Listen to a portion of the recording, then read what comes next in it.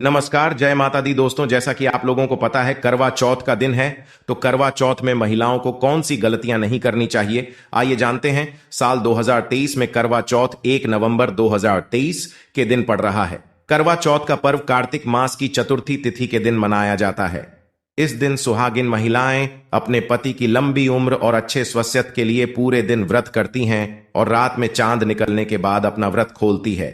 करवा चौथ के दिन हमें कई बातों का ध्यान रखना चाहिए। इन नियमों का पालन न करने से अशुभ फल की प्राप्ति होती है। आइए जानते हैं कौन सी हैं वो महत्वपूर्ण बातें।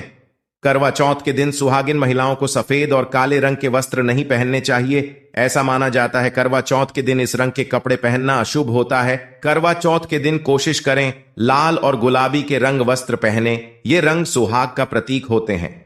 करवा चौथ के दिन महिलाओं को तेज धार वाली चीजों को हाथ नहीं लगाना चाहिए, जैसे सुई, चाकू आदि। करवा चौथ के दिन कटना और चोट लगना अशुभ माना जाता है। करवा चौथ के दिन बड़ों का अपमान बिल्कुल ना करें। बड़ों से बहस या लड़ाई झगड़ नहीं करना चाहिए। बड़ों का सम्मान करें और उनका आशीर्वाद लें। धर्म को जानने वाले विशेषज्ञों का कहना है कि करवा चौथ व्रत के दिन दंपत्ति और शारीरिक संबंध नहीं बनाने चाहिए। यहां तक कि इस प्रकार के विचार भी अपने दिमाग में नहीं आने देना चाहिए। इस प्रकार के कामों को व्रत में वर्जित माना गया है। हिंदू धर्म के ग्रंथों में यह भी लिखा गया है कि चाहे व्रत कोई भी हो, करवा चौथ, तीज या नवरात्रि का महापर्व, इन दिनों में किसी भी पुरुष या स्त्री का मन में गलत विचार रखना गलत होता है। इस खबर के माध्यम से जानते हैं कि करवा चौथ की रात पति पत्नी को कैसे रहने की सलाह दी जाती है। कहा जाता है कि दंपति व्रत के समय अगर शारीरिक संबंध बनाएं तो पाप का भागीदार बन जाते हैं। ऐसा करने पर व्रतियों का उपवास भंग हो जाता है, क्योंकि रात 12 बजे कर वही तारीख और वही दिन चलता है। ऐसा करने से गजानन नाराज हो सकते हैं। करवा चौथ के अच्छे से 16 श्रृंगार करें। इस दिन सजना संवरना शुभता का प्रतीक माना गया है। करवा चौथ की थाली करवा चौथ की पूजा में एक प्रमुख सामग्री होती है। हर सुहागिन बड़े ही चाह से इसको खरीदती है और इसको सजाती है। करवा चौथ की थाली में क्या क्या होना चाहिए, आइए जानते हैं। करवा चौथ के दिन आपको बाल धोना चाहिए या नहीं दोस्तों? करवा चौथ का दिन आप बाल धो सकती है, परंतु इस बात का जरूर ध्यान रखना कि बाल धोते समय पानी का एक भी बूंद मुंह में नहीं जाए, नहीं तो व्रत टूट जाता है और इससे व्रत का फल नहीं मिलते हैं। तो इस बात का जरूर ध्यान रखें कि पानी मुंह में नहीं जाए। करवा चौथ की थाली में एक आटे से बना दीपक होना चाहिए। उस दीपक में रुई की बाती का होना जरूरी है। मिट्टी का करवा पूजा की थाली में होना चाहिए। एक जल का कलश होना बहुत जरूरी है, जिससे आप चंद्रमा को अर्घ्य देंगे। छलनी का होना भी जरूरी है, जिससे आप चांद के दर्शन करें। पानी का गिलास पूजा की थाली में होना बहुत जरूरी है। जिस लोटे से आप चंद्रमा को अर्घ्य दें, उस लोटे से पानी ना पिए, बल्कि पानी गिलास से ही पिए। फूल, चावल, मिठाई, घी, रोली, कुमकुम, इन सभी चीजों का होना करवा चौथ की थाली में अनिवार्य है। चंद्रदेव के दर्शन के बाद उनकी सबसे पहले पूजा करें। उनको रोली, कुमकुम, अक्षत चढ़ाए, उनकी आरती उतारे, मिठाई का भोग लगाएं। उसके बाद अपने पति की पूजा करें। ऐसे में सवाल यह उठता है कि क्या प्रेगनेंसी में करवा चौथ का व्रत रखना बच्चे के लिए सेफ रहता है, और अगर हां तो किन तरीकों से इस फास्ट को गर्भवती महिला के लिए आसान बनाया जा सकता है।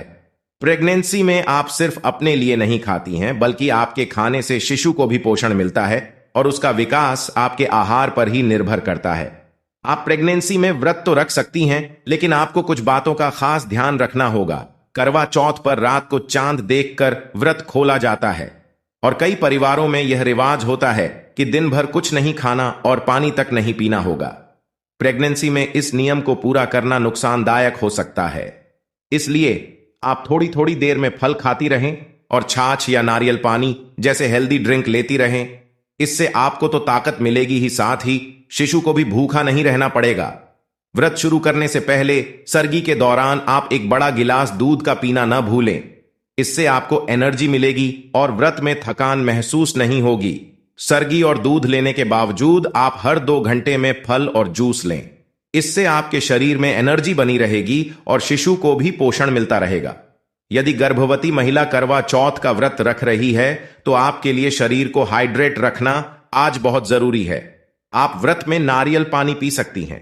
प्रेगनेंसी में मतली, सिर दर्द या सिर चकराना आम बात है, और अगर आपको व्रत रखने पर इस तरह की प्रॉब्लम हो रही है तो घबराएं नहीं।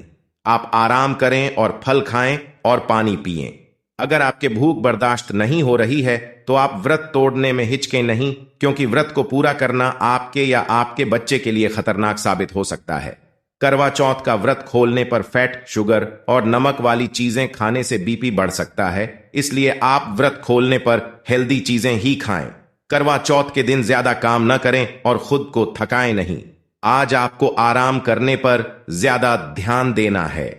इस दिन आप हल्के कपड़े ही पहने और भारी साड़ी या गहनों से बचें, ताकि आपका दिन आराम से गुजर सके। करवा चौथ की आवश्यक संपूर्ण पूजन सामग्री को एकत्र करें।